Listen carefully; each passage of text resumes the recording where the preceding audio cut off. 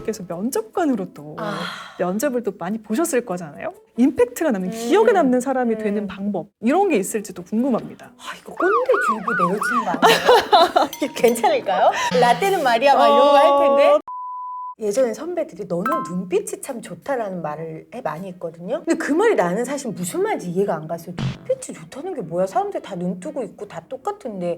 근데 요즘에 제가 후배들을 보면서 눈빛이 좋다는 말이 저런 말이구나. 이제 보이더라고요. 그러니까 그게 나이와 연륜이 좀 쌓여서일 수도 있지만 정말 눈빛에 내가 이걸 하고자 하는 마음이 느껴지는 친구들이 있어요. 근데 눈빛이라는 건 결국 진정성과 간절함이겠죠. 말의 화려함, 외모의 화려함에 속지 않으려고 굉장히 애써요. 왜냐하면 그러지 않은 친구들이 자기의 진가를 면접에서 드러내는 게 너무 쉬운 일이 아니거든요. 맞아요. 내 눈빛이 선한 걸로 뽑히지 않아요. 여기에 적합한 사람을 뽑는 거예요. 이 일을 준비하기 위해 이 사람이 얼마나 노력했는가를 봐요. 그래서 저는 많은 경력을 보지 않고요. 얼마나 지속했는지를 좀 봐요. 너무 이직이 잦다. 일단 저는 조금 이렇게 하고 그리고 질문을 했을 때 그 질문에 대해 동문서답을 하는 사람도 좀 감점이에요. 왜냐하면 일을 하려면 소통해야 하고 그 맥락을 알아야 되는데 기본적으로 그게 잘 안 되는 분들이 계세요. 그럼 이제 그런 거는 또 감점.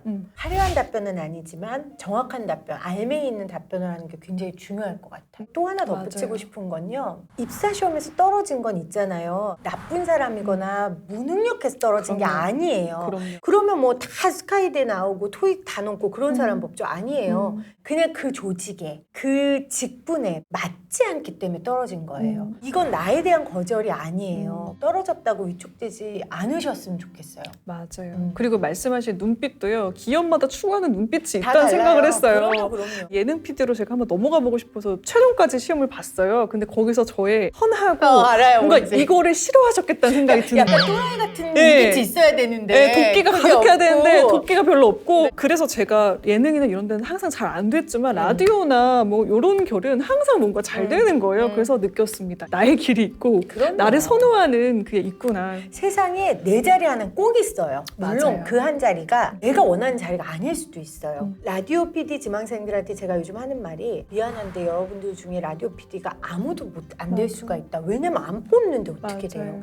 근데 확실한 건 여러분들이 이 꿈을 이루기 위해 준비하고 애쓰고 노력하고 책을 보고 글을 쓰고 이런 채널을 찾아보고 이 과정이 여러분들을 좋은 사람들로 만들 것이고 나를 더 좋은 길로 인도해 줄 거라는 확신은 내가 한다라고 얘기를 하거든요. 그래서 여러분들 진짜 좌절하 근데 그게 쉽지 않은 거 알아요. 저도 아는데 근데 어떻게 해요? 선배 입장에서는 또 이런 얘기를 여러분들 해서 격려하는 게 또 선배의 의무기도 하니까요. PD님께 큰 위로를 받았을 것 그랬으면 같아요. 좋겠어요. 저 역시 되게 큰 응원의 메시지로 느껴지거든요. 괜찮은 어른을 오랜만에 저도 뵌 것 같네요.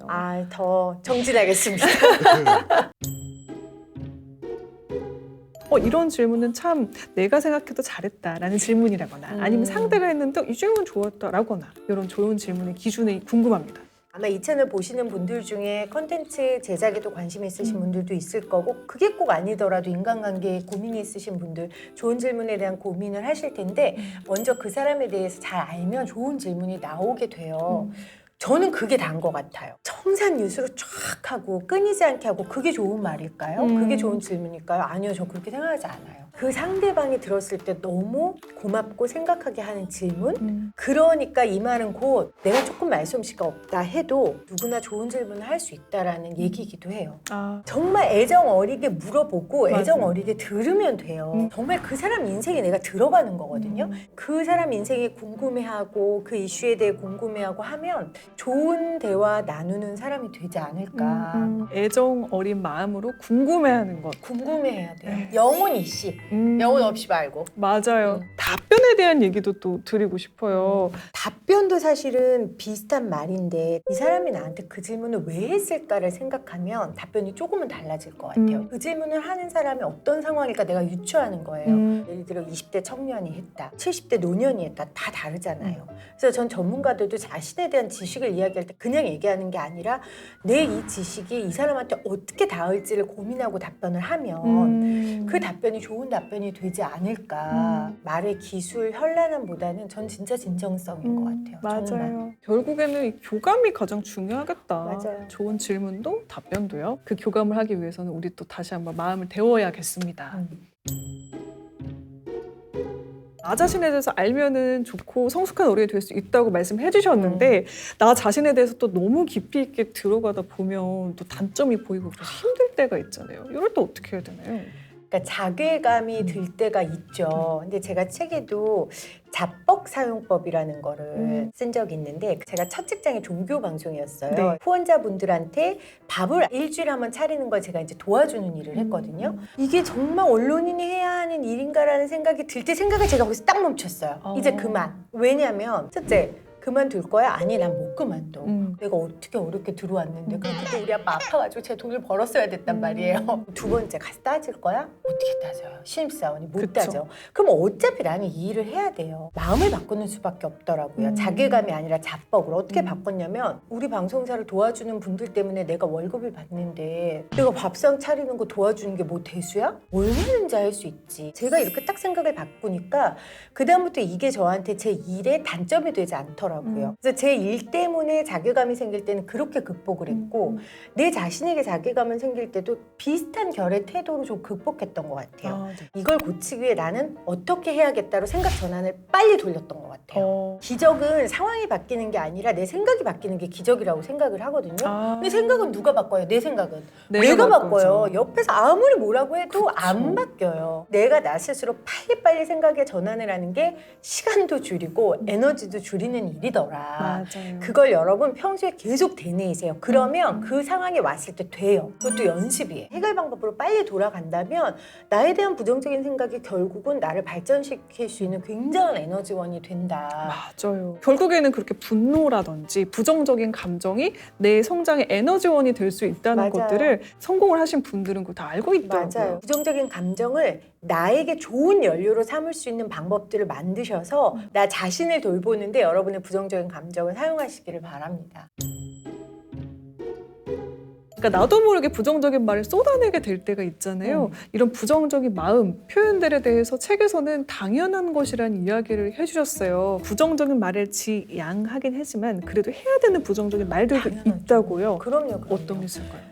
그 몸에 독소가 쌓이면 몸이 건강해지지 않잖아요. 우리 림프 마사지 하잖아요. 그게 뭐예요? 내가 몸에 독소가 쌓인 부분들을 마사지해서 풀어주는 거잖아요. 말 그대로. 네. 나의 부정적인 감정을 표현하는 말들이 저는 우리 몸과 마음의 림프 마사지라고 생각해요. 그 부정적인 말이 나와 남을 파괴시키는 게 아니고 나를 살리는 말이면 저는 표현을 하는 게 맞다고 생각해요. 예전에 직장 생활할 때 진짜 너무너무 싫은 사람이 있었거든요. 그리고 그 사람한테 모함을 당했어요. 사실 제 마음은 진짜 어디 지옥불에라도 떨어졌으면 좋겠다, 저 사람이. 근데 제가 기도를 하는데 그게 입 밖에 안 나오는 거예요. 그러면 안 될 것 같았어요.